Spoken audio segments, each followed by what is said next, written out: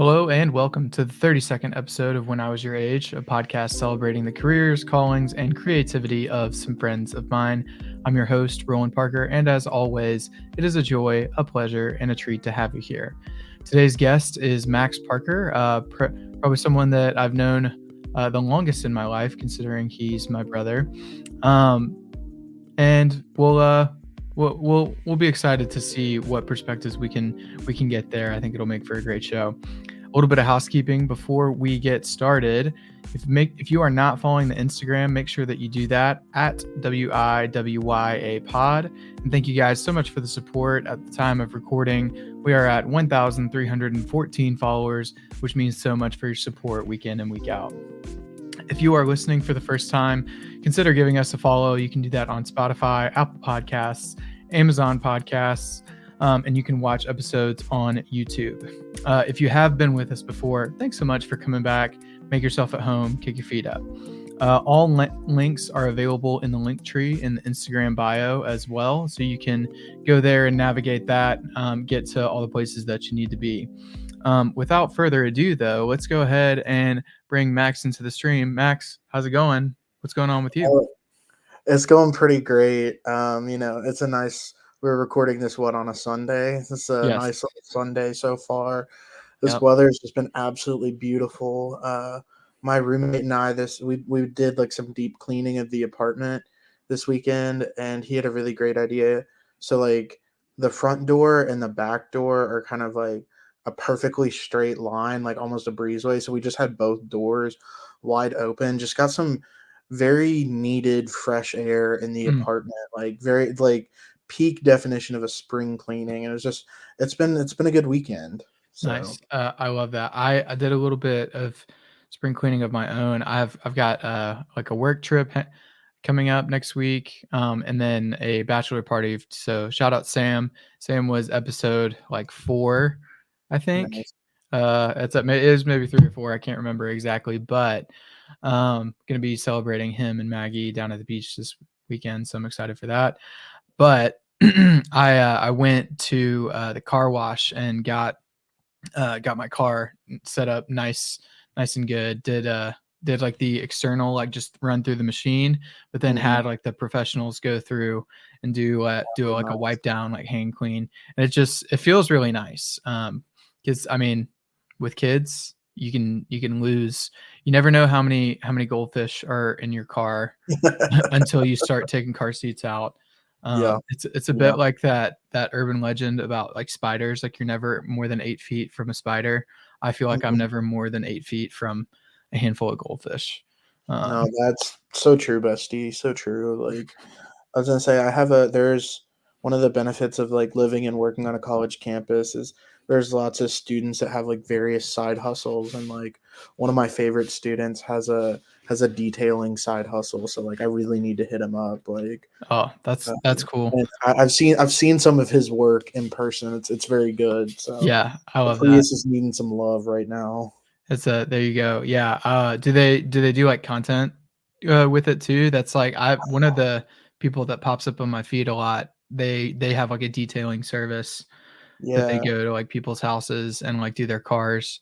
But dude, it seems so crazy. I don't know if he has content or not, but like last summer, a bunch of the students that were living on campus, like they were either doing research or they had on campus jobs working in the various offices, or they were working internships nearby. Some of my fellow professional staff members on the Res Life team, we recruited a couple students to join our trivia team. And so he was one of the ones that regularly showed up. And, it's pretty nice because it started out with, I would buy like, it's at this like pizza place right on campus. And they have like really nice pizzas. And so I would buy like $50 worth of pizza, and I would just tell students that were on campus, I'd be like, hey, y'all come join our trivia team. We're going to have pizza. Like, y'all don't sweat it. Like, I know the cast's not open right now. And eventually, like, we recruited a big enough team. And the great thing about this trivia place is, you win and you get a $50 gift card. So, like, eventually the pizza started paying for itself every week. I just had to put, that little startup investment of recruiting a team. So That's great. It's you were yeah, I love the upfront investment there, and then kind of oh, at that point, the recruiting tool leading into paying off the pizza. That's perfect. hmm Well, if you are not already, make sure that you follow Max on Instagram at sometimes Maxwell. I love that's so. How long has that been your Instagram handle? oh, probably like my senior year, junior year of high school. Like I don't know. I think I got to give a shout out to Seth Hauser as an inspiration for this Instagram handle. Is our For those of you who don't know, Seth was there, still is the camp director where Roland and I used to work, and he would sometimes call me by my full government name, Maxwell. And so I was like, that's funny. Sometimes people call me Maxwell, but so I was like, that seems like a great Instagram name. Now I'm not gonna lie, if you send me a follow request, like I may not accept it for like another 2 or 3 months. I'm just not really on Instagram, but I'll be taking a look in 2 or 3 months from now. So Nice. I love it. That's perfect. Well, it makes me think too because there was another Max at camp, but he was it was just Max, no Maxwell, and I think mhm. for I don't think it was I his think he was never Maxwell. never Maxwell, Yeah, which because I is think Maxwell's very not funny. even his like legal name. I think Yeah, his so I was sometimes Maxwell. He was never Maxwell. which is perfect. Were you guys in the Yeah, same we cabin were at one point? co-counselors Max and at one Max. point. That's too funny. I Max was trying to remember Kawa. that. Yeah, it's hope he's doing all right. Max, if you're listening, it's hope you're doing all right, and we'll see you Mhm. sometime around. Okay. Well, I've got some get to know you questions. You're a listener of the pod. How many episodes do you think you've listened to? I'd say probably like 5 or 6. Okay. I really need to listen to some more. I used to be a really big podcast guy, but I haven't listened to a lot lately. I'm not, and I think a large part of that is back in Oc- like November maybe. I lost my AirPod case. Ooh. So I have my two AirPods just hanging out on my desk at work. And I look at them all the time, and I'm like, man, those are just probably never gonna have charge again. Oh well. Like I probably should do something about it, but like get another pair, like replace the case or something. But I don't know. It's kind of been interesting. Like it's really easy to just like slip your AirPods in, put on a podcast, put on some music, and just kind of lock into whatever you're doing. But this is sort of forces you to be a little more in tune with the environment. And I don't know, it's been a little experiment. Um, I'm sure sometimes like my roommate is really annoyed because I'm just like, man, like you could just listen to your music without blasting it from your phone. Like that would be great. But Yeah. fortunately, we have similar tastes in music, or similar enough. Good to be aligned in that way for sure. Yeah. Yeah, mine are like kind of like dying. They're like one like has like the regular like full volume, and then one is like very quiet, Oh yeah. and like the Oh, battery goes out on that one much faster. It's just like I like don't know. how does that happen? I don't know. I mean, like I wear them to the gym all the time, so Mhm. I'm sure that You just got one ear that sweats more. yeah, could be. It's the slants of my head. I'm like leaning one way, and I'm just building up more moisture on More that side. gravitational pressure. Yeah, that's for sure. Well, let's get into some of these get to know you questions. Okay. Where are you from, and where do you currently live? Yeah, so I'm from the 205. It's tatted on my body. Nobody forget that. Actually, funnily enough, the first tattoo I ever got, I was like, I feel like I need a 205 reference in there. So it's like it's kind of it's a rocket ship, paying homage to our mom's dad, Papu. He was a rocket scientist, an aerospace engineer, if you will, Mhm. and so I got like 205 kind of at the bottom of the rocket ship, which is kind of interesting considering he worked for NASA up in Boeing up in Huntsville, which is actually 256. But born Mhm. and raised Birmingham, Alabama, Vestavia more specifically, for those who know. Once a rebel, always a rebel. Like it or not. And let's see. Now I live in Arkansas. I think I've been living here for. I mean, if you count college, if you count college, which I spent most of my summers in college in Arkansas for Mhm. various reasons. I guess this is what, like 7 years now. Yeah. Most pretty much all of my adult life has been in Central Arkansas here in Conway. And then there was a brief stint in Forest City where I was part of a teacher fellowship, and that was a really fun adventure. But yeah, Arkansas has kind of become my second home. Nice. Um, lots to love about it, lots to not love about it, but Sure. you know, Yeah, I kind of think with like college, like you can kind of retroactively add the years that you were on campus um, into your total like living span if mhm, you stay in that town after.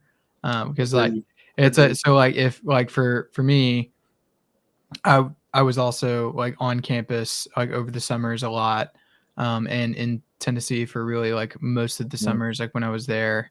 Um, so I kind of think of living in Tennessee for the time that I went off to college, and then back up until we moved back to Birmingham. Well, I was Um, gonna say, didn't you also got Tennessee license plates? Didn't you? yeah, yeah. I mean, like Yeah, I so had, I mean, I feel I like still have if you a, get I still, license plates, yeah, if you go to college out of state and you get license plates afterwards, I feel like that's another step for for sure. retroactively claiming residency. And I work in housing, so I'm thinking about residency all the time. And but not in any kind of like real official way. It's just private liberal arts college, like not the government. Yeah, no doubt. Yeah, I mean, like I still have a Tennessee license still because it hasn't expired. So like, what am I gonna do? Yeah. That's well, Now, I need to renew that get updated Alabama identification for election and stuff. But oh yeah. um, I was gonna say I actually still have my Alabama license. I need to update that, and because I whenever I like go out to the bar or go out and get drinks, like I get kind of weird looks when I'm here in Arkansas. But then I come back home and everyone's just like no one bats an eye. They're like, "Yep, yeah, that's real. That's legit." It's hmm kind of nice. that's good. All right, how old are you? Let's see. I'm 25. Had to think 25. about it for a second. Nice. Prefrontal cortex has finished. You're good to Kind of go. kind of You're a all new set. experience for me, but I'm enjoying it. It's kind of weird having I don't know about you, Roland, but I feel like you just have these like moments where you're like, I'm not gonna curse on the pod, but oh, expletive, right? And then just like something about life just like clicks and makes sense. Like I feel like that just like happens every other day at Yeah, 25. Like I sure. wouldn't necessarily it's I wouldn't necessarily call it finding peace, but maybe understanding. Uh, uh, yeah, I'm with so that. 25. That's good. 25. I will like it. No, I agree. Does your head feel heavier now that your prefrontal cortex is all set to go? Mhm. Maybe it also might just be that I'm getting older. My neck is kind of sore, but well, we got some stretches for that. Yeah, So gotcha. Oh, I meant to tell you, Gray was in like the 98th or 99th percentile for head circumference. yes, Yeah, she got continuing the family legacy. Love to see it. big head, big brain, a lot of Big thoughts head, up big there. brain. Yes, Um, yeah, Lolly not so much. She's got a pretty normal size head. yeah. She Um, looks more like Tabby anyway. mhm. Well, I skipped a question. I went out of order here. Is what do you do? And we'll dive into this a little bit Ah. more later. But what do you do? So my official title is I'm an area coordinator in the Office of Residential Life at Hendrix College. Um, and I'll leave it for that. So I'll leave it at that for now, so that anyone who's like, "Man, I wonder what that is," they can think about it for a little bit, and Yeah, I'll explain it later in the show. yeah. Use your critical thinking. There you go. That's if you've gotten to this point, maybe drop a comment on the Instagram to let us know. Like, hey, I'm wondering what Max it. What his responsibilities are, and I can't wait to learn more. I'm gonna listen in the next maybe 20 minutes. I'll find out more. Um, Uh, what uh, what piece of media are you currently enjoying? So think like book, podcast, music, Mm, TV show.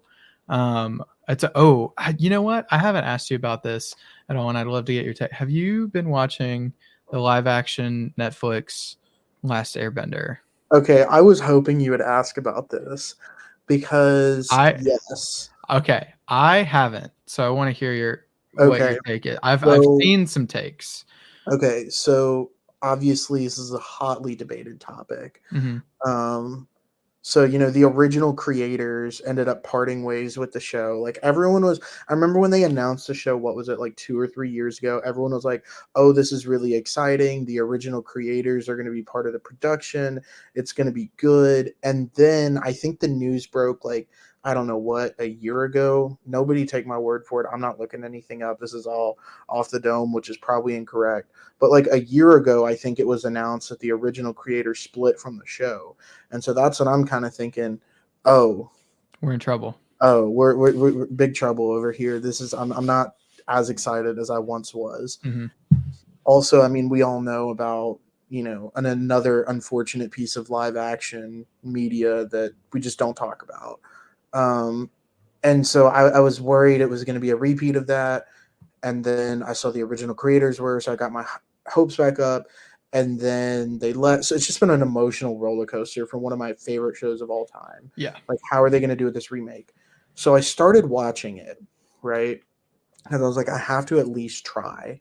Like, it's gonna at least be better than the movie. I can guarantee you that. And so I started watching it, and I was like, okay, this is pretty trash.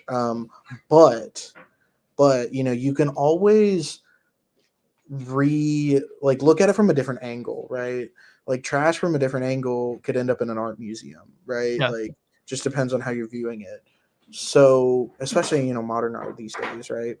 Um, uh, but the way I started watching it that actually made it kind of enjoyable is like I'm like, this is somebody's fanfic.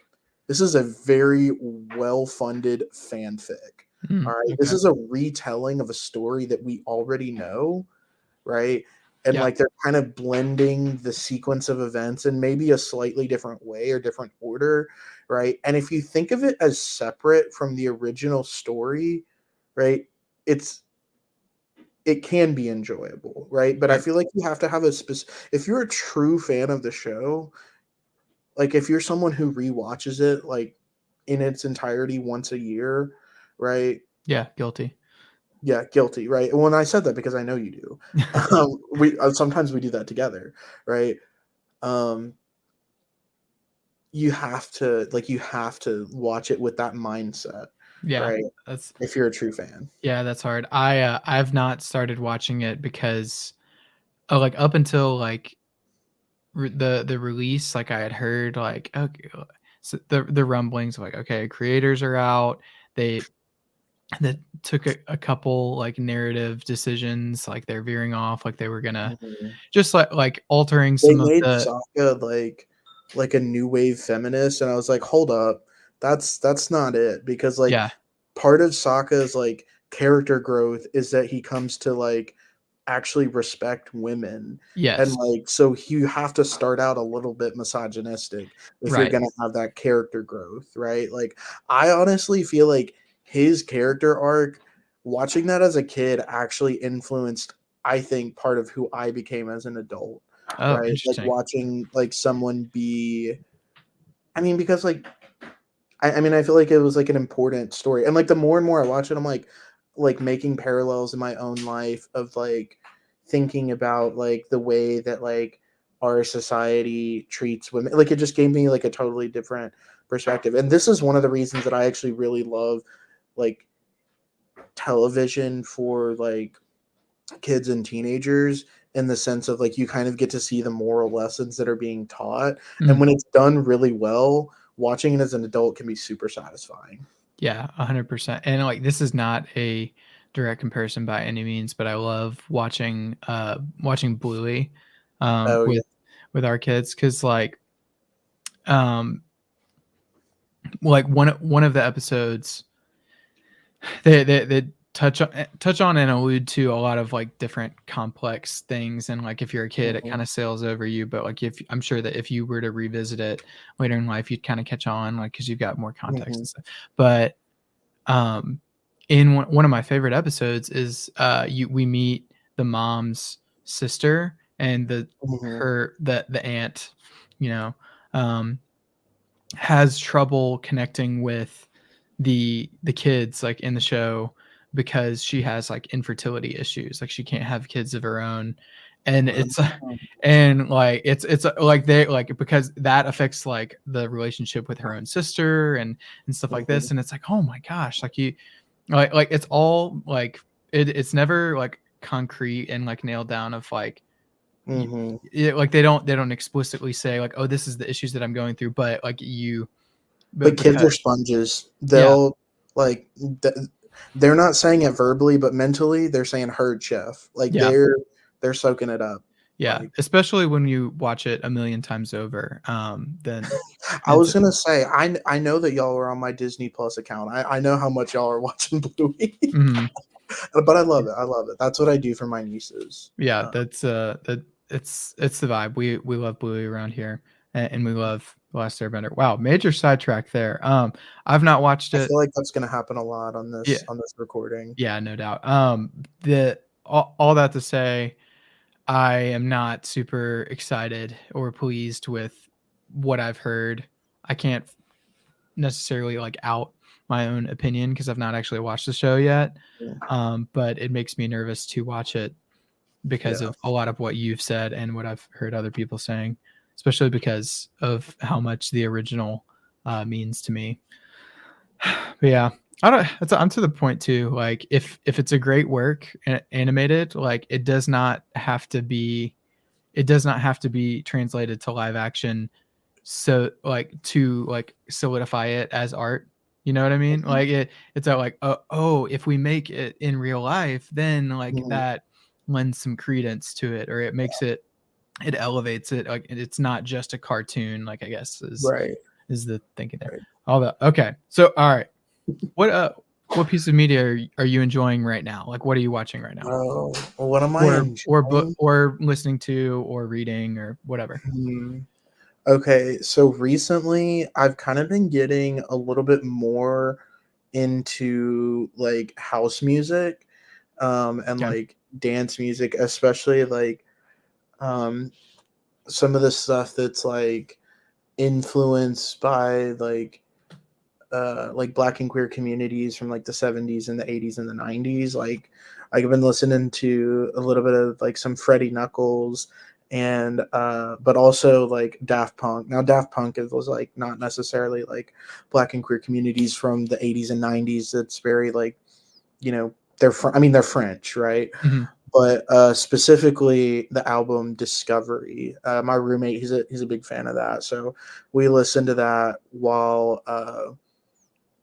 we were cleaning yesterday, and I is one of those things where you listen through the album all the way, right? And you don't necessarily realize, you're like, oh, there's so many songs on here that I have like heard before, like, once or twice maybe. Like it sounds Mhm. familiar enough, right? But I don't know the song. Yeah. And but then you listen to it and you're like, oh, like I really like this. And then there's also like some newer stuff from that album that I hadn't heard before. So yeah, the album Discovery from Daft Punk is something I've been listening to a lot of, and then also been listening to a lot of LCD Sound System lately. um I love James Murphy. He is um I'm trying to like figure out what I can say about him that is not going to be using any expletives, but oh my gosh, he's he is let's say very persnickety and snooty about his music. Okay. Like he is the Kanye West of indie sleaze. And just in terms of like kind of being a bad boy and just like kind of mean and awful, but his music slaps. Like Cool. I I'm I've sold. been eating it up lately. Nice. I saw him perform live back in September at Format Festival up in Bentonville. Um, and it was, I mean, one, it was a dream come true. I've wanted to see them for a while. Do you remember my small group leader at Covenant, Taylor? Mhm. Yeah, so Taylor was got me into LCD Sound System in like my freshman year of high school, and I'd been wanting to see them for a while, and I finally got to go see them. And yeah, it's just incredible. And I've kind of been riding that high since September, and I just keep listening to their stuff. And yeah, Nice. they've got some just really incredible music. He's like one of those artists that everything that's recorded in the studio is just him on a track. Like he's doing each and every part of the track. Like it's this kind of orchestration of sound, right? But then when he goes and performs it live, um, he has like a band that supports him. And interestingly, his so the band like was touring. They had a crazy successful tour from like 2000, like they were touring from like 2007 to 2000 like 12 or 13, and then they just kind of like very randomly announced like, I mean, it looked like they were about to release another album and keep touring, and they were just like, no, actually we're breaking up the band, it's done, we're not making any more new music. um and we're gonna do our last show at Madison Square Garden, right? And it was kind of one of those things where it's like y'all aren't even that special, right? Like no Mm. one really cares that much. But they sold out Madison Square Garden because there was like enough of a following, and so that was kind of like one of his claims to fame. And then anyway, his ex-wife is actually in the live band that performs with him. Oh. Uh, and so I mean, they still perform together even though they like got divorced while they were performing Mm. together. And anyway, it's kind of a testament to how much the music matters to them and like also how good it is. Like I think they understand that they're doing something special. So I really enjoy it. He's kind of an enigma. Like he's fascinating. Like Interesting. one of his pieces of merch is just like it's a black shirt, and then in or in white block lettering it just says who the f is James Murphy, which is his name, but you know his stage or his artist name is LCD Sound System. But yeah, anyway, I'm gonna stop rambling about them, but I would definitely go check out their stuff. There's some bangers on there. Honestly, it's really great workout music. Nice. Okay. Well, but yeah, I haven't listened to a lot or any of that, so I'll have to check it out. Um, what is your luxurious necessity? Ooh, my luxurious necessity. Are you looking around the Uh, room for it now? yeah, no, I'm sitting in my living room right now and I'm trying to think what it is. The Honestly, I would offer up AirPods, but it sounds like you haven't used those for a while, so maybe not I that know, important to like you. I heard who was it that said AirPods on the last podcast? I literally was thinking about that and I was like, shoot, Yeah, I I think that's a great answer. I was like that is a good answer, but I don't know if it applies to me right now because if it was truly a necessity, I would have You dropped would have it. replaced it. You would have figured Yeah, it I out. Yeah. would have replaced it already. Man, Well, I it's feel like my luxurious necessity is probably my loafers. Like I've got a pair of loafers. They're Cole Haan loafers, and mhm, they're very nice. And the mhm. thing is like you know I'm supposed to dress like business casual when I'm in the office at work, and having a pair of shoes that I can just like slip on and are comfortable but are also dressy enough to wear to work. I mean, I'm gonna be honest, like I you know how I feel about dress codes. Like I wear my tennis shoes to work like just whenever I feel like it. But if I'm ever like, oh, I'm feeling myself today, like I'm gonna really pop out with this business casual. I Nice. slip on the loafers. And to me, like having something that qualifies as like business casual but is Mhm. also comfortable is super important because I walk to work and I'm on my feet quite a bit. Yeah, I'm totally about that, and I remember, like, in the last, like, few trips, like, where you've been down, just seeing, like, those are, like, your slip 'em on, Right. go get the groceries out of the car kinda Oh shoes. yeah, no, those are my everything, man. Like the ones that I have are so busted up right now. I really need to replace them, dude. I think I got those at a gosh, what's that like thrift store like clothes horse? I think Oh, it's right really? over by mom and dad's house. I Yeah, think yeah. I got those there for like $30. Like they were in pretty good condition when I got them. And You put in the work on them. yeah, oh, absolutely. Love it. It's It's a it's I think it's convinced me that maybe I should spend 110, 120 on my next pair of loafers. Like maybe it's convinced me. Like yeah. Well, no, that's now worth that like 20 you've, bucks. like, actually, like, followed through with it, then you Yeah. could, like, justify it a little more easily. Yeah, for sure. 'Cause, like, Well, I used to be very anti-loafer. Like, part of it was just, like, me wanting to, like, be, like, very, like, no. Vestavia Yeah. contrarian, and I was like, "Man, y'all look so dumb in your, like, driving shoes." Like, that was just me kinda, like, trying to go against the flow, but you know what? Kinda I'm not gonna say y'all ate with that, but, like, definitely y'all might have been onto something, That like, that's 'cause funny. I will say, I don't know if I like the driving shoes Sure. specifically, but, like, loafers. Yeah. That's one of my favorite bits in New Girl. They're doing, like, a post-credit, like, scene where, Schmidt has there it's just, like, a bunch of scenes where Schmidt has to, like, put money in the douchebag jar, and, like, he's, like, saying one of the things that he says is like, "Dang it! Has anybody seen my driving moccasins?"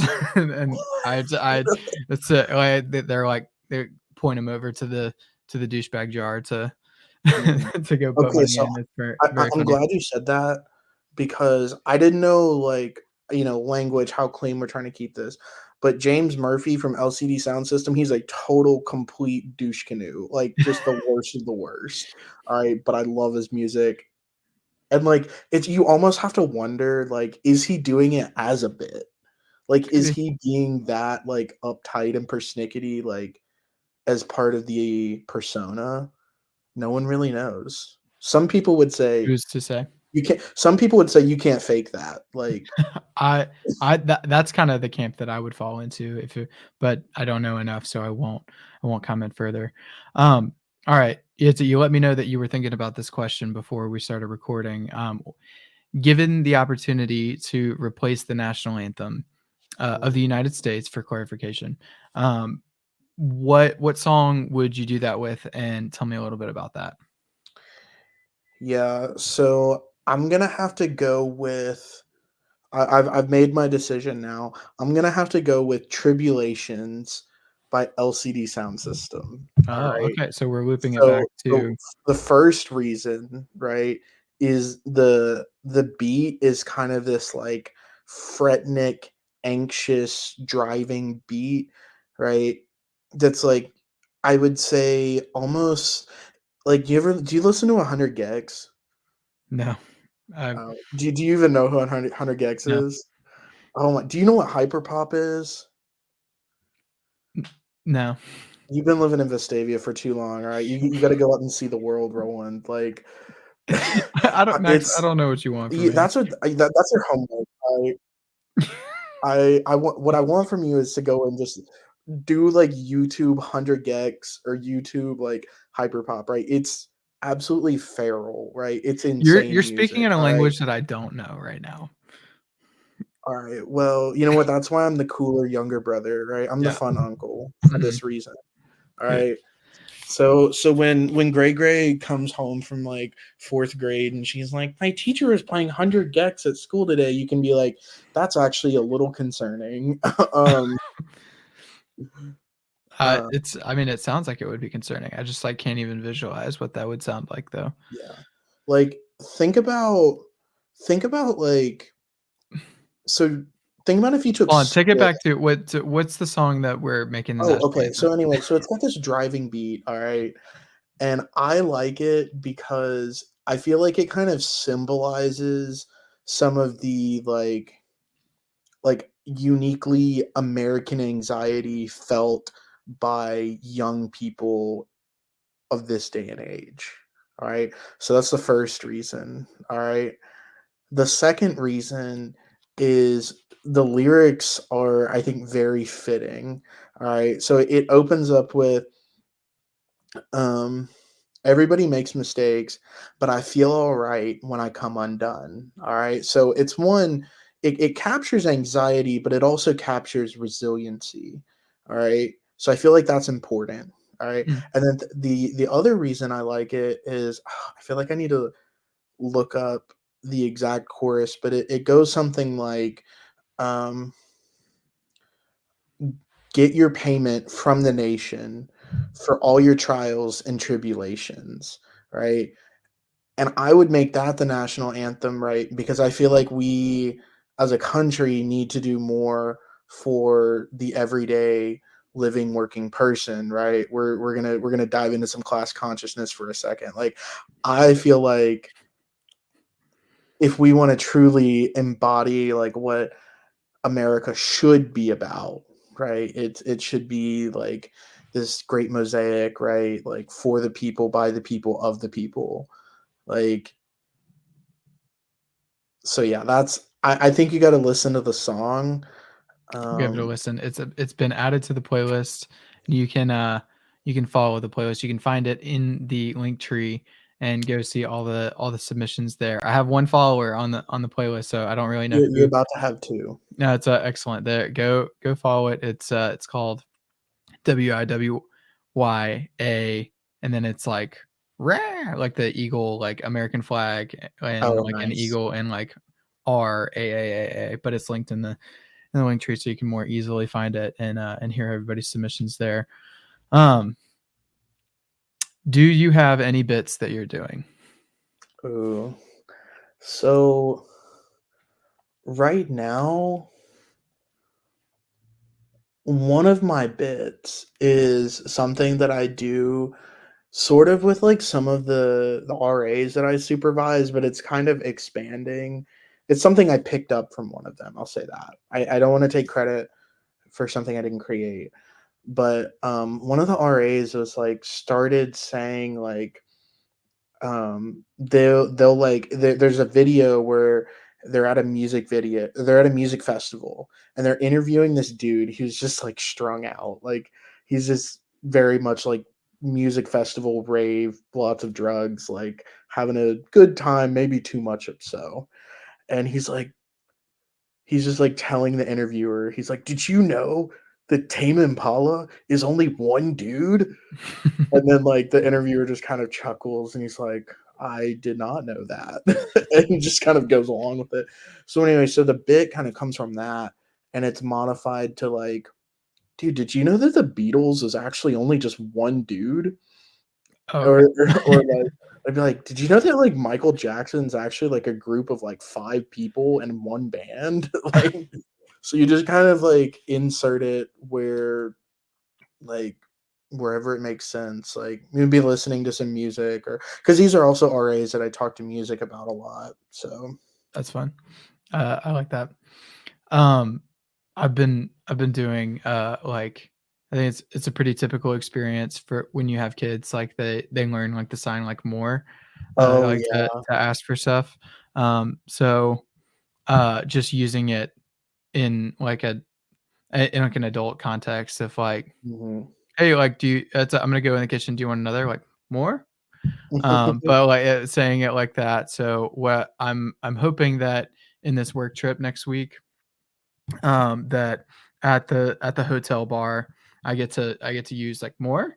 Like it's I think it would be very funny. At least to me. I don't know if it would be met with the um, same enjoyment. But I think it's hilarious. Yeah. And that's what bits are for me is self. It's for me. It's not for anyone else. Okay. Last get to know you question. How do we know each other? Well, there was that one summer where we were co-counselors in the same cabin. I think that was when we first met, where I was what, like 18, you were like 20, and I was Mhm. like, "Oh, who's this dude? We have the same last name. That's crazy." As well. Co-counselors in cabin 1 at Camp Arrowwood. No, I'm just playing. Yeah, I guess I'm trying to remember what, like, I mean, obviously, I've known you for my entire life. Mhm. You haven't known me for your entire life, right? That's true. I lived a whole Square is life before you. rectangle, but rectangle's not always a square, type beat. Um, I'm trying to remember, like, what my first memory is, but yeah, I've known you for a while. We're approaching dangerous rambling territory. So, well, next question. Yeah, well, it's we're we've officially hit 40 minutes on just the get to know you section. We haven't gotten into any of the story piece yet, so I'll try to be a well, better guest. I'm sorry. no, you're good. That's part of why we wanted to have you on is because of who you are. So, I but do love to yap. So, it's a it's a first ballot All American yapper oh yeah, on the no podcast. questions. Um, all right, so let's get into your story a little bit. Tell me how you got started in your role at Hendrix, and ramble as much or as little as you like. But know that I Okay. have other questions to ask too. Yeah, absolutely. So, I would say it started with being a student at Hendrix first, right? I do work for my alma mater. I really, really loved the student experience that I had. I loved everything that the liberal arts had to offer. I loved the way that we got to be engaged both in the classroom and outside of the classroom. I really, really loved the quirky community and like everything that Hendrix was, right? Or and still is in a lot of ways. And so with that, I got very, very involved in campus leadership as a student. I was a hall senator, so I represented my dorm on student senate. I also at one point represented my class in student senate, and at one point I was the president of student senate. I was an NCAA athlete, Division III, so like don't be impressed. But like I was very involved, and I really loved everything that I got from the college experience. To me, it was very deeply impactful. It Nice. was in a lot of ways everything I really needed it to be and more. Mm. And that's a very privileged place to be. There are a lot of people where college is a harrowing experience and it falls short of what it needs to be and in some ways is traumatizing. And that was just really not the case for me. So I really fell in love with higher ed. Um, it was also like being really honest. It was a very different experience than what I had at Vestavia, and like the contrast was just so stark that it kind of it helped me blossom into the person that I both wanted to be and needed to be. Mhm. So after that, I took a quick little detour into the world of public education as a K-12 teacher, taught high school for a year. I loved it. It did not love me back, and at times felt like an abusive relationship. So, one of my mentors from Hendrix, I'd been kind of keeping up with her, and she reached back out to me, and she was like, hey, there's going to be a position opening in residence life. Um, it was something that was not, I was never an RA when I was on campus. Sometimes I was a nuisance to the RAs, actually. That was something I was gonna ask actually, was that, um And, and so I was like, okay, cool. Like I could come back, and it's a pretty sweet gig just in terms of some of the benefits. And that's sort of, I guess, how I got here. But I trust in your interview skills to ask good questions. So I'm gonna stop. I'm gonna cut my ramble here. Sure, sure, I appreciate it. That means a lot. Um, okay, well, nice, very, very cool. So that was something that I was gonna kinda ask about, was that in my recollection, you didn't have, an experience as, like, an RA, though I think that'd be kind of a cool spot to be in your role. So, like, the framework for Marival is, it's like residential director is the role that I think would be like kind of similar to um, what your role like would be. But they, they live on campus, and like there's an RD in each building Mhm. that kind of oversees all of that, and then um, yeah, well, we're working with those students there. But what's it like to engage with students like now that you have that context of like you've been a student and you're away from it now, because I imagine that you get to kind of offer some guidance, Mhm. but you still have to like navigate the complexity of like, I'm not in this life now, I once was, like, kind of recently, or so like, Yeah. tell me about that. I think if you had to kinda distill it down into one metaphor, I get to kind of tell people help show students what it's like when you make it to the light at the end of the tunnel, right? Because, as much as I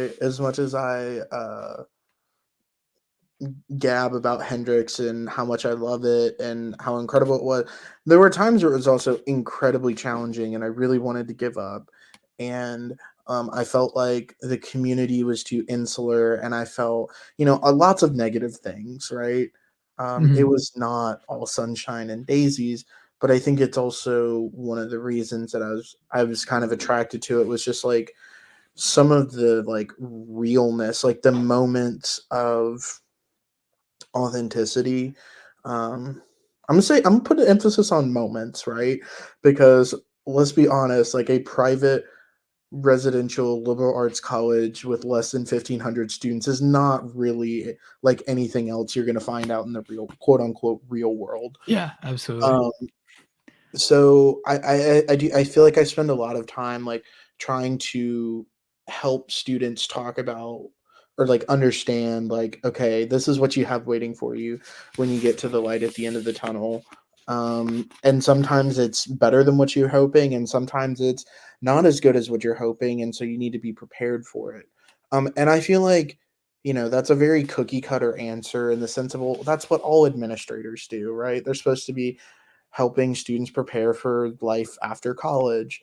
But I think that the thing that I bring very uniquely to it is that um, I am very close to what that was like. Mhm. Yeah. Um, and and so I try to I mean I keep it really real, right? And I've got a perspective that's much more similar to current students than most administrators have. Yeah. Hello, Uh, fellow kids. Yeah.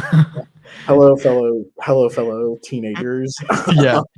So So so you guys wanna go to the skate park later, and maybe we'll play trivia with yeah, some you wanna pizza? go to Yeah. you wanna go to the brick pit and shotgun some beers? No, I'm totally kidding. I do not drink with students. That is a professional boundary I do not cross. Yeah. Yeah, I think that's for the best. No, well, it's you kinda already said what I was gonna, touch on with the you mentioned cookie cutter initially, and then you touched on the uniqueness of, like, having that be fresh, and I think that there's probably gotta be, um, value in that for a student, Yeah. because like, at this point, is there any overlap with, like, anybody that would have been in school at the same time as you? Yes, there definitely is. So Hendrix offered a really interesting program. Um, so there were if you were a student during the fall 2020 semester, right? That was that semester was completely virtual. There were no in-person classes offered because of the pandemic. Now there were state schools that were offering. Hendrix did not. I think the entire I guess so from August 2020 to May 2021, I want to say there was like less than 12 cases of COVID on campus. Like, and that includes like staff members who like were not living on campus. It was Very nice. like very, very low transmission rate on campus. Point being, if you were a student during that fall semester that was completely virtual, you're eligible to take a fifth year tuition free. But the Oh, requirement is that you have to live on campus and you take a 10 meal plan, which is kind of like your like mid-level meal plan. So like they're going to get you on housing and food, right? mhm, And so your bill's still going to end up being like if you do both semesters, it's still going to be $15,000. But for a lot of people, like their scholarships would only last 8 semesters. So it's kind of like getting a scholarship for the ninth and 10th semester. yeah, okay. Um, So anyway, so there are students who I guess when they were freshmen, I was a junior. Those are the current fifth years, and then there is a group of students. I guess when I was a senior, right? We only had one semester actually on campus together. They were freshmen. Now, my roommate and I, our senior year on the swim team, our my with my NCAA athletic experience, we there was a group of freshmen that we kind of took under our wing, and they were kind of part of our bubble, and they were in our apartment quite frequently. We were kind of showing them the ropes and all that. So Gotcha.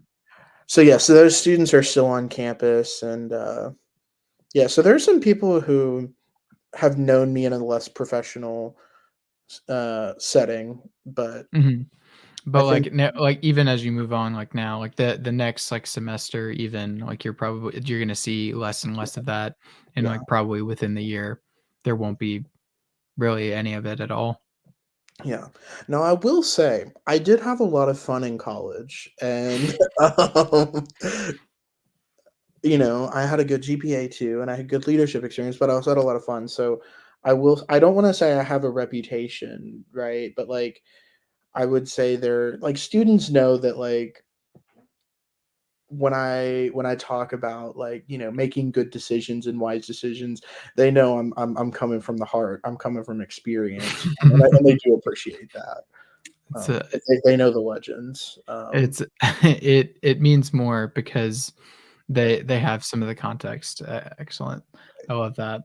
Um, so it's we mentioned that with that there's some practical experience. There's some passion there from just being in Mhm. that environment that you love. What parts of your job did not come to you as easily, and you had to like pivot and learn and grow? Hmm. I would say honestly, like some of the administrative stuff. To be fair, Okay. like I've gotten good at it, right? I've always been, I would like to think I'm pretty intelligent and organized and a good problem solver, right? But I think it was, and I'm a good planner, right? There's all the kind of things that you need to be able to execute and do managerial administrative work well. But it's kind of strange, right? Because I think if you took me out of this context and threw me into the corporate world, I think I would still do pretty okay, right? When it comes Mhm. to like executing all of these processes and learning it and doing it well. But for me, it's like very like I'm in the context of Hendrix, right? There's always a social angle to work, right? There's always a relationship to use as leverage. There's always like I don't want to say back channels, but it really forces you to use your relationships in a meaningful way. Mhm. And so I think being in that context, right, that I've known for the last 7 years, being like, okay, and now we're going to follow this process one, two, three, processes that are like very much behind the curtain, you wouldn't see as a student at all. Um, it was kind of hard adjusting to that in the context that I was already familiar with. Okay, that makes sense. Do you think you would, if it wasn't Hendrix, let's say you were at Maryville College, for example, like in this kind of role, do you think that you would have an easier time adjusting to some of like those administrative functions because it's Honest like a different environment? Ooh. Well, okay, that's a curveball. That's actually really making me rethink my answer because in a lot of ways, I actually did draw on kind of the institutional knowledge and social relationships, and professional relationships that I already had to kind of help assist in learning the process. One of the things that I've learned about being in this role is there actually are quite a few, well, the most common path towards being in this role is actually enrolling in a graduate program in essentially what's called college student personnel administration or like higher ed Okay. administration. And then usually, you're working graduate assistantships while you do it at various areas within the college. And so, you take classes on leadership and higher ed finance and all these things. And so I think if I had had that kind of training, right, sure, going to Maryville wouldn't be that hard, right? I have all the theory of like, well, this is how colleges in general work, right? And not all of them have the same model. Whereas I have lots of Hendrix knowledge, but Mhm. so, sometimes it doesn't feel like that knowledge is always necessarily transferable. Okay. Um, Interesting. so I am kind of actually thinking about that graduate program because I mean I do love Hendrix, right? But you know, Birmingham, moving back to Birmingham would be nice. Like UAB is pretty good, pretty nice. Mhm. So if you're my boss and you're listening to this, like I not anytime soon. Yeah, Warriors down for life. Love Yeah, that. yeah, roll Um, Dicks, baby. so let's talk a little bit about what it means to have relationships with these students, like especially like I guess like the RAs that you're working with day in and day out. Mhm. But like what impact does that look like? How have you seen yourself kind of like touching and being a lot presence in the lives of these students? Or like even just coworkers too. Like it doesn't Yeah, necessarily have to be students, but that's the context I kind of think of. But go with what you think. yeah. Well, oh, you're gonna love this. What I have to say, it kind of like in a way I get to feel like the older brother, right? Mm. And the Tell me about that. so so, I do one-on-one meetings with the RAs every other week, right? So twice a month, right? And a lot of it is, hey, like, are you keeping up with, academics, right? Where's your stress? What are some strategies to handle this? What kind of situations are you working through as an RA? Like, how are your residents doing? Are which ones of them are giving you grief? Like, what kind of strategies can you use to, like, meet them where they're at and help them grow? Um, but I've also had a lot of situations where, like, I mean, I have some students who, um, as like going off to college, right? You're going to meet lots of different people from lots of different backgrounds who are raised in lots of different ways. And, like, for example, one of the situations I have an RA who was kind of from a background where they were not really getting any kind of like financial literacy. They weren't getting, um, kind of any of that like know-how that you need to like operate in the real world, like Mhm. paperwork, Yeah. processes, stuff like that. And so some of that was like, okay, well, I helped one of my RAs like apply for a credit card, right? I was like, you need to like build up your credit. And so a lot of it was sometimes it's thinking about the way that like mom and dad raised us, right? Some of the skills that they passed on to us and helping them there, right? Mhm. Um, I think another thing that is so huge in the relationship that I have with my RAs is I want them to know that I wouldn't ask them to do anything that I wouldn't do myself. Mhm. Um, and I try to take opportunities to demonstrate that as much as possible. Not I don't wanna, like, do their job or, like, rob them of opportunities to grow, but I want them to understand that I'm on their side because one of the things that I had kind of heard when I interviewed actually is, like, sometimes it feel the RAs who the like current students who I'd interviewed with were like, yeah, sometimes it feels like we're made to like do like the pro staff's dirty work, like stuff like that. And I'm like, that's interesting, right? Now none of those students are here anymore, but I mean like It last gave year, you some perspective with how you needed to approach yeah, your students now. yeah. Yeah. Yeah, No, like definitely. last year we had on Toga, right? There was an alcohol poisoning in one of the dorms, right? And what happens with an alcohol poisoning is you throw it up, right? And so there was an active situation where the student had thrown up in the bathroom and then somehow left the bathroom.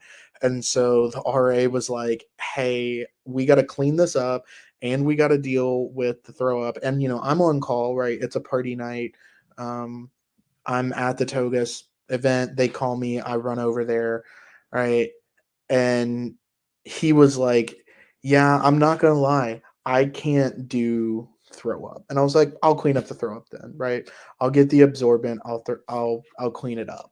We'll get the kitty litter. We'll Yeah. dust it down. Now, Yeah. the embarrassing part of that story is I accidentally grabbed the road salt for when it like ices over. I was like, that's why this isn't going the way it's supposed Yuck. to. But we shared that story at training in August, a couple months later, and it was a good time and we laughed about it. So Love it. Ooh, I would hope there's no like chemical reaction in that way. My fear is that there would have maybe been something going on with that. No, but that's great, and I think that um, that that's what so many people long for, and hope to see in a manager, regardless of where you are, is that someone who's going to come alongside you and help you with like some of the maybe the areas that they can't do or haven't learned yet, mhm. like some of those financial literacy pieces, or like, hey man, like I can't do the vomit, and it's like I think that's totally normal. Sometimes it's about life, right? And sometimes it's about work, right? Yeah, But I feel like I don't want to be one of those like y'all are like family, because you know what? I am a Gen Zer and I don't believe in work. I don't believe that work is family. I believe it's two separate things, hmm, right? But in this instance, I'm like, okay, but Hendrix is we can make an exception there. sure, love it. It's the alma mater. It's the loving mother. That's family. Yeah. So That's good. So with that, then kind of looking at this context, what is in the future for you? You talked about like UAB mhm. at some point being something special, not necessarily immediately or anything like that, but like maybe just within the context of like your current role, Yeah, what's in the future for you? yeah, absolutely. So um within the world of higher ed, on the kind of administrative staff side, people we're kind of like the garbage men of higher ed. Like everyone's like, salute the troops, we back the boys in green, right? Like everybody loves to like talk about how much they love housing, because they're like, man, y'all are doing so much work with the on call and being there for students, right? Like there have been times when I'm working a party right until 1 a.m. and then I get a call at 4 a.m. because the alcohol's catching up to somebody. And we do a lot. I mean, and it's not all alcohol poisonings, right? Like it's the Sure. modern Yeah. age of we've got mental health issues too. Like Yeah. Yeah. we can talk about it now. It's not the 80s. And so we really do a lot, and especially with the on call. So with that, a lot of people say, oh, housing's not something that people usually stay in for a long time, right? It's kind of the first part of your career in higher ed, if you do it Okay. at all, right? Yeah. And usually you kind of move onward from there. Like actually, our last dean of students, before he left, he had started out in housing. He had about 10 years of housing experience. He had gone from an area coordinator, kind of on call, to being a director, and then on to a dean of students and a vice president of student affairs. So there's some upward movement, there's some lateral movement. But the point is there's movement. People don't usually stay in housing for a really, really long time. Um, where would I want to? I'm going to ask myself a question. Where would I want to move? Probably actually into advancement. Um, Okay. and I do have an agenda. I'm a plotter and a schemer at heart. Um, So one of the things that I've been learning a lot about recently is the way that like private schools are funded, right? Obviously it's very different than public state schools and land grant institutions, but a lot of times if you're a donor, right, and you want to donate say $100,000 or half a million to a private institution. It's not going to be, oh, here's $500,000, spend it, pay some people, provide some scholarships, bring in a diversity speaker, like install a solar panel. It's not like that. What it is it's actually really basically a glorified hedge fund, right? And the idea is that, you're going to invest $500,000, put it into an endowment, and then the endowment gets invested, and then, they're going to guesstimate that you'll get a 6.5% return, right? Which is pretty standard for the market. The idea is that with that 6.5% gain, you're supposed to have what's called an endowment draw of about 5%. So that, like, basically 5% of your investment, or again, I'm sorry, I'm not a finance bro, I was a politics major, all right, but whatever your gains are on the investment, you spend like 5% where you had 6.5% gains. And so, to me, I really don't love that model, because on like a very like personal fundamental level, I don't believe in the stock market, in the sense that, if you look at the market itself, right, it's based on the commodification of four different things, right? It's based on the commodification of goods and services, land, labor, and money, right? And if you're thinking to yourself, three of those things can't really be commodified, right? You can't commodify land, right? You can't create more land, right? It is not a Mm. something to be commodified and sold on a market, right? But it's what we do, right? It's required for the market, right? Money is not like a true good. It is used to purchase and like exchange like goods and services, right? How do you pay for money? You pay for it through interest, right? And the last thing is labor. You can't truly commodify labor, because when you do that, you create a system where there's massive inequality for the amount of work that's being done. I mean, if you think about it, there are people who literally make, I mean, let's say you have a CEO who makes $20 million in a year. Do you really honestly believe that this person contributed $20 million worth of real, actual good to society, not to the market, to society, Mm. right? Okay. So the concept here is that you have three things that are commodified that aren't even true commodities, right? So if you've got, out of the four commodities that make up the market, three of them aren't even real, right? What Mhm. does the market have to do to survive? It has to subdue society. So anyway, my whole thing is I would love to go into an advancement and say, hey, let's like really think about the model and changing it. But Gotcha. I could probably Oh, do. so in summation, you don't like how it's set up, and you would like to see it Hmm. look a little different. Yeah. Okay. So. For the reasons that you listed. Yeah. Hmm. Good. That was I something I dig it. learned about at Hendrix, my political economy class. For those Nice. who are interested in reading more, Karl Polanyi, The Great Transformation, chapters 6 through 8, very enlightening read. But Love it. There you go. All right. Well, I've asked all the questions that I've got, but I do have a question from Juwan, who is our previous guest. So we're keeping in with tradition to give everybody who comes on the show an opportunity to ask a question to the next guest. So I've got a question from Juwan for you here. It's, what is your hot take? oh, I So I might have to give you a like a debate like time clock to answer this one. no, I that's the thing. I literally need that in my life. Why? I, I okay, like I feel like the last hour and 9 minutes has just been a lot of evidence of that. But Mhm. my hot take, my hot take is that My, hmm, my hot take is that cold desserts are better than hot desserts.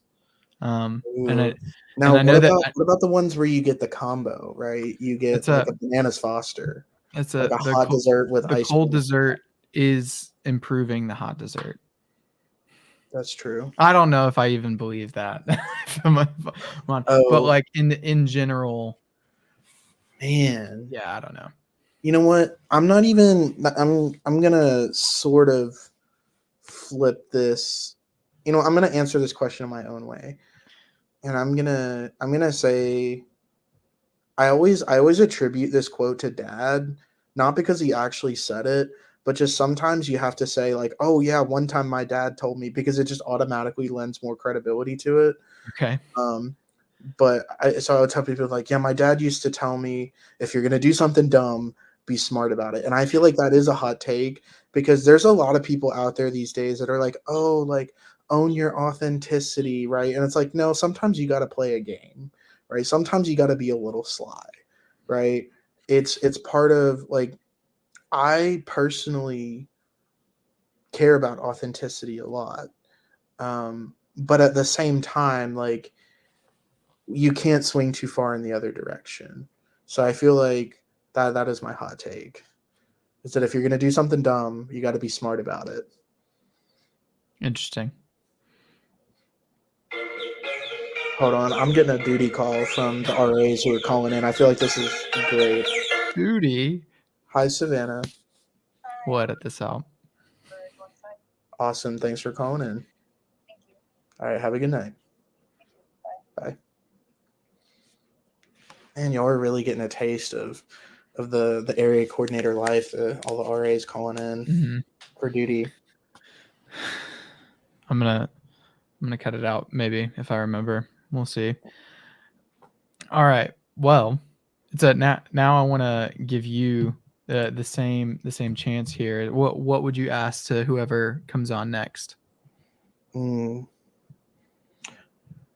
I was thinking about this in the car earlier. I was like, I got to come up with a good one. And I don't know if this is necessarily like a fun question, but it's something that has really helped me a lot in my one on ones with the RAs. Okay. And I always start out with a question every single week, every single RA I meet with. It's on a scale of 1 to 10, what's your stress level? Right. And the magic is not in that question. The magic is in how you follow up, right? Because it really depends on what they say, right? If they say I'm at a 7, right? You'd be like, okay, what do you do? What would it take to lower it 1 to 2 points, right? If they say I'm at a 5, right?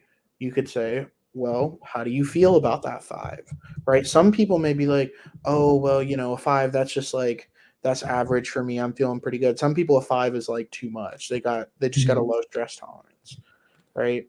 There's the beauty is in the follow up. So I'm also going to again trust your interviewing skills because I know it runs in the family. I'm gonna be listening along on the next episode and see how you follow up to that question. I might just use it exactly how you've said it. Is what would it take to reduce that a couple points? Could be a Mhm. good You can get standard. some really thought provoking answers out of that. It's I would think so. It's a we'll have to see. It's a and good luck to whoever comes up next. Mhm. All right. Well, Maxwell, Rolling wh- well. what any parting thoughts? Any last tidbits before we close it out for the evening? Yeah. Next time Any- we play Catan, me, you, and Dad, I'm gonna kick your ass. I'm gonna go for 3 wins in one night. All right, like just get ready. That's I my do. parting thought. Yeah, doubtful. It's a you won't see it happen. I don't plan on losing again. Yeah. Look, I play the long game. All right. If I haven't won yet, the game's not over. I always win. All right. I'm Sure, persistent. sure. Well, I look forward to you playing the long game for a long time. If you haven't won yet. All right. Well, that's going to conclude episode 32 of When I Was Your Age. Big thank you to my brother Max for being on the podcast. And thank you, the listener, for making it around this time. If you made it this far in, God bless you. And we'll see you in the next one. Thanks.